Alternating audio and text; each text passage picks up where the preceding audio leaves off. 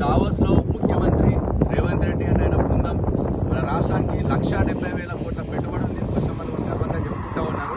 వాళ్ళు తీసుకొచ్చినటువంటి పెట్టుబడులలో అతిపెద్ద పెట్టుబడి అమెజాన్ వెబ్ సర్వీసెస్ కి సంబంధించినటువంటి అమెజాన్ డేటా సెంటర్ ని మేము హైదరాబాద్ కి తీసుకొచ్చినామని చెప్పి వాళ్ళు గర్వంగా చెప్పుకుంటా ఉన్నారు.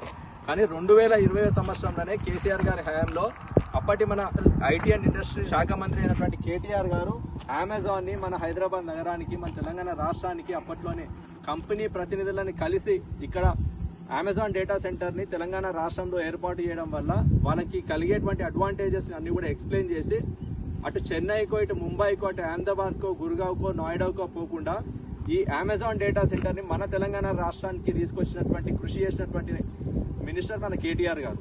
అప్పుడు ఈ అమెజాన్ డేటా సెంటర్ ని 8,80,000 స్క్వేర్ ఫీట్లలో ఇక్కడ మీర్ఖాన్పేట్ విలేజ్ లో 4,000 మంది ఎంప్లాయీస్ తోని 48 ఎకరాల క్యాంపస్ ని ఇక్కడ ఏర్పాటు చేసినటువంటి అమెజాన్ కంపెనీ అప్పట్లోనే సమీప భవిష్యత్తులో అంటే 3 నుండి 4 సంవత్సరాల లోపే ఇక్కడ దీనికి అనుసంధానంగా మరొక డేటా సెంటర్ ని మేము ఏర్పాటు చేసుకోవాల్సినటువంటి పరిస్థితి మాకు ఉన్నదని చెప్పి వాళ్ళు అప్పట్లోనే హామీ ఇవ్వడం జరిగింది.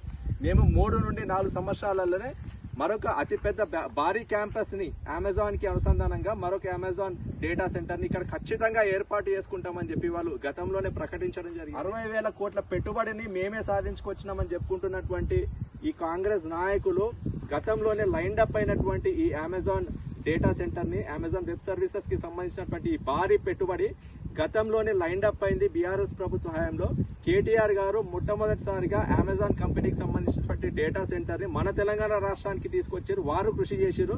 అప్పట్లోనే దీనికి అనుసంధానంగా మరొక భారీ పెట్టుబడిని 3 నుండి 4 సంవత్సరాల ప్రకారంగానే నిన్న దావోస్ లో 60,000 కోట్ల పెట్టుబడి మన హైదరాబాద్ నగరానికి మన తెలంగాణ రాష్ట్రానికి రావడం జరిగింది. నేను చెప్తున్నటువంటి ఈ పాయింట్తో ఎవరైనా విభేదిస్తే ప్రస్తుతం ప్రభుత్వంలో ఉన్నటువంటి ఐటీ ఇండస్ట్రీస్ ప్రిన్సిపల్ సెక్రటరీ అయినటువంటి జయశంకర్ గారిని స్పష్టం చేయమని అడగండి.